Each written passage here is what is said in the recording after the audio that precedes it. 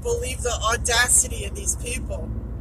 These fucking people that are all anti-me suddenly. I could have never foreseen me experiencing this to this degree. Like, people freaking hate me.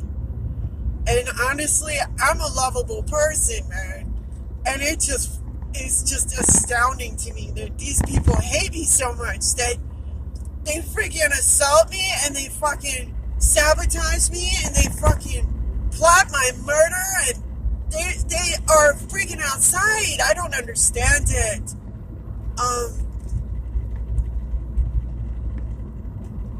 People can't be doing this to people. Like, I don't know.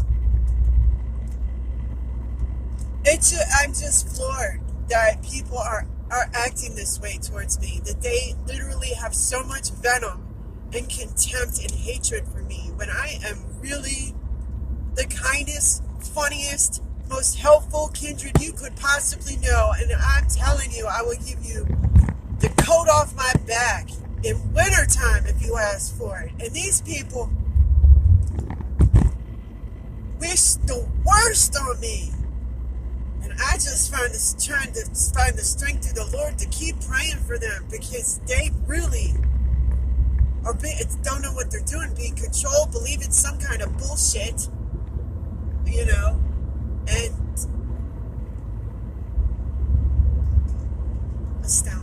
astounding that they would assault me at the drop-in center. Me, less fortunate me, who you're supposed to be there helping. Like, I'm harping on what I just recorded about being assaulted at the warming shelter, the Lincoln County warming shelter, where, homeless and transient people can come and get services supposedly, but the manager freaking assaulted me. I asked a question, she almost refused me a shower, for asking a question, and I had to practically beg for her to calm down, to reconsider. She did. She let me take a shower. I'm sure she regretted that later. I went out into there's like an alley behind the place, because she was just such a curmudgeon and just so hostile that I was like, okay, I'll cook my food in the alley. I don't care, And so, but the outlet didn't work, so I had to go back in there. And I brought my rice cooker, and I went back to plug it in, and she came back in a huff, talking about, and they had an outlet extension thing that had like 10 different plugs in it. She said, you can't plug that in here because it takes too much power.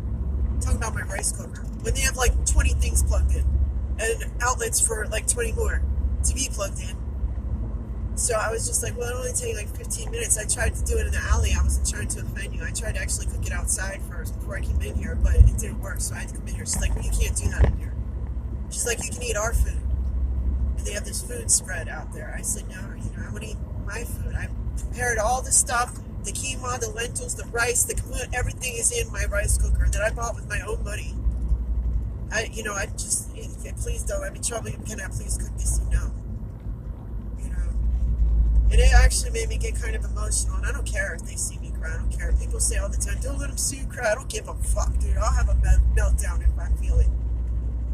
And my old advocate used to tell me to maintain my dignity, and it is so hard when they do this kind of shit. And she literally assaulted me, like, put her hands on me, tried to grab my rice cooker. And I'm strong for a little person. Like, I'm sure she was surprised, because she couldn't budge me half the time, unless I let her budge me, and she really was trying to provoke me to be violent. And honestly, I would have been justified in defending myself, but I'm not going to let you push me to be violent, because they want to do that. They want to test me, because whatever they're being told, I do have a violent criminal history, and I'm sure they're trying to bring that side out of me, but they can't do that, man, because I surrender to Jesus, and I try to carry it like a pacifist. I'm not an instigator. I'm not a perpetrator. And I'm not trying to cause problems and friction and impede the flow with people who are just trying to live and survive in a world where they're shunned for no apparent reason, unjustified and unmerited. And then the other people, the hippie guy who's the chef there, the older hippie guy who I thought had some sense, just stood there and watched. And she was putting her hands on me, trying to grab my rice cooker, saying she was going to throw it in the street. And And then the other Asian lady, Cecilia, who was very nice to me, she just stood there too. I said, you guys are just going to stand there as she assaults me? And they didn't say anything. She said, and the lady who was assaulting me spoke for them. She said, yeah, they are. And I looked at them and they were just standing there. Like, hollow people couldn't even think for themselves. They just witnessed something going wrong, terribly wrong.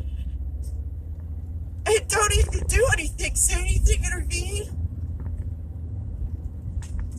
I can't believe this is going on. The land isn't free. Supposedly. Another reason to hate me. I'm sure they say I'm anti-American, but this kind of shit should not be going on to the citizens of the United States of America! Especially the less fortunate ones! Because a society will only be truly innovative and evolve if you uplift the underdog.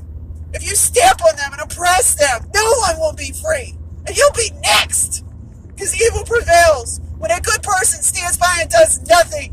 And I'll keep saying it!